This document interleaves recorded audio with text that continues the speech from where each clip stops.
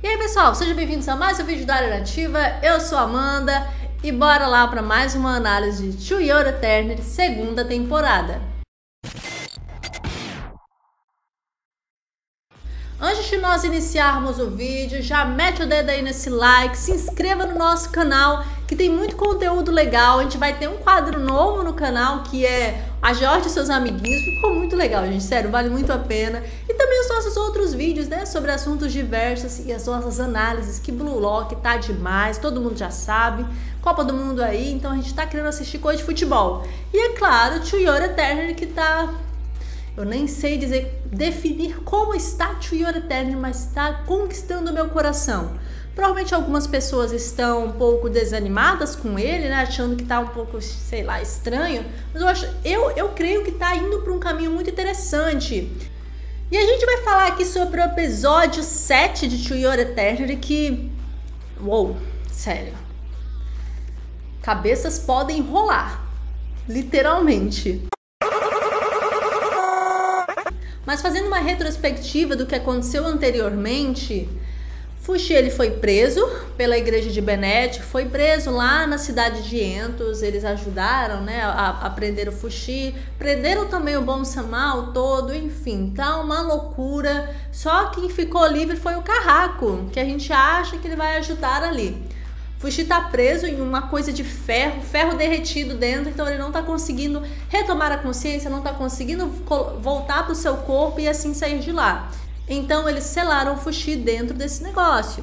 Já o Bon-Samá e o Todo, eles estão presos em uma jaula de ferro, em cima de um rio, ou seja, estão suspensos. A igreja de Bennett está querendo que o Bon-Samá confesse os seus pecados, confesse que o Fushi ele é do diabo, que ele é do demônio e assim soltá-los. Mas a gente sabe que não será isso que vai acontecer. Pois bem, o episódio 7 começa a partir desse momento mesmo. Aparece o Bon-Samá preso e o pessoal ali da igreja de Bennett fazendo uma primeira inquisição ali com ele, querendo saber sobre o Fushi, sobre os poderes do Bon-Samá, que ele fala que ele consegue ver pessoas mortas, que ele chama de fantasma. Então começa essa primeira inquisição e fica assim, postergando por vários dias. É notório perceber a barba do Bon-Samá, que ela já cresce bastante, mas isso lá um pouquinho mais pra frente do episódio. Tem um menino chamado Shabo.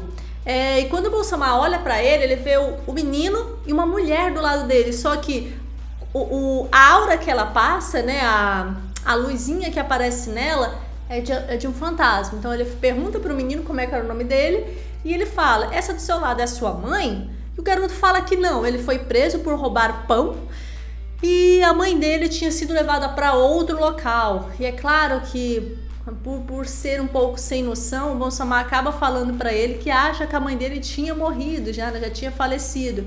E ele dá uns tapas ali na cara do Bon-Samá e fala que ele tá sendo muito rude. E é verdade, né, gente? O Bon-Samá ele tem essa característica, acredita por ser príncipe, por fazer parte da realeza, achar que pode falar qualquer coisa. Mas isso também faz parte de uma visão dele, de que acredite apenas naquilo que ele vê. Então o Bon-Samá age a partir desse princípio.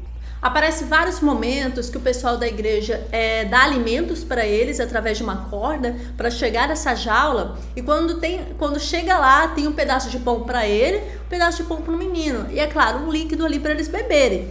E o rapazinho, ele corta assim o pão no meio para guardar um pedaço para sua mãe. Ele come um pedacinho e guarda um pedaço para a mãe dele. E o claro que o Bon-Samá, por todo o egoísmo da nobreza que ele tem, ele fala que ele precisa comer mais. Mas o Todo tá ali do lado, né, na jaula, e acaba alimentando ele. A metade do pão dele pro Bon-Samá. E assim eles ficam por várias semanas, gente. Várias semanas mesmo. Como eu falei, você percebe ali a barba do Bon-Samá crescendo, grande. A Inquisição fazendo ali várias perguntas para ele no decorrer dessas semanas. E em uma delas, eles perguntam para ele, né, o que ele vê. Ele fala que vê fantasmas. E eles pedem para ele provar se aquilo que ele tem, esse dom que ele tem, ele é de Deus. Se ele é um dom divino. E ele fala que é pro bem das pessoas, é para ele se tornar um rei. Tem uma parte do episódio que é muito interessante, que eles pedem para ele provar que aquele dom ele é divino. E a mãe do rapazinho, a mãe do Shabo, chega perto do ouvido dele e sussurra algumas coisas. E ele aponta para uma pessoa, para um cara, faz parte ali um soldado, fala: você, uma mulher de cabelos pretos, que usa um laço e roupas vermelhas, você conhece ela? Você matou ela depois que jogou esse menino aqui. Então eles começam a duvidar, existe toda aquela investigação, mas eles não sabem se é verdade, não dá para configurar que aquilo seja verdade. E pedem para ele recitar ali recitar uma parte da Bíblia de Bennett, e o fantasma vai ali no ouvido dele e começa a falar, recitar para ele, e ele fala. Enfim, acontece isso por vários momentos, até que depois da metade do anime, é mostrado o Fushi dentro daquela prisão de ferro, do ferro derretido onde ele está, e ele não consegue se regenerar.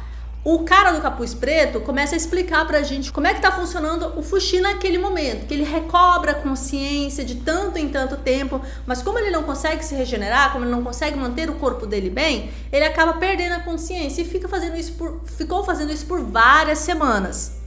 Até que o corpo do Fushi começa a se acostumar com aquele ambiente no qual ele está, e ele começa a absorver o calor. Ele aprende, o seu corpo faz a leitura daquele ambiente, daquele contexto em que ele está, e ele começa a absorver e soltar esse calor.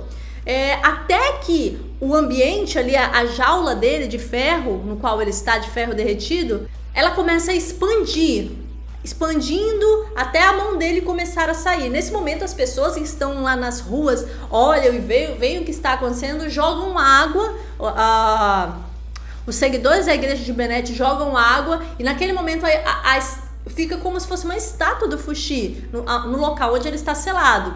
Mas o que eles menos imaginaram é que o Fushi conseguiu fugir de lá. Ele só precisava dessa abertura e desse contato com o ar, com o ambiente, e ele conseguiu fugir virando um pássaro, só que ninguém viu isso. Então ele voa, consegue sair daquele ambiente e vai atrás do Bon-Samá, salvar o Bon-Samá.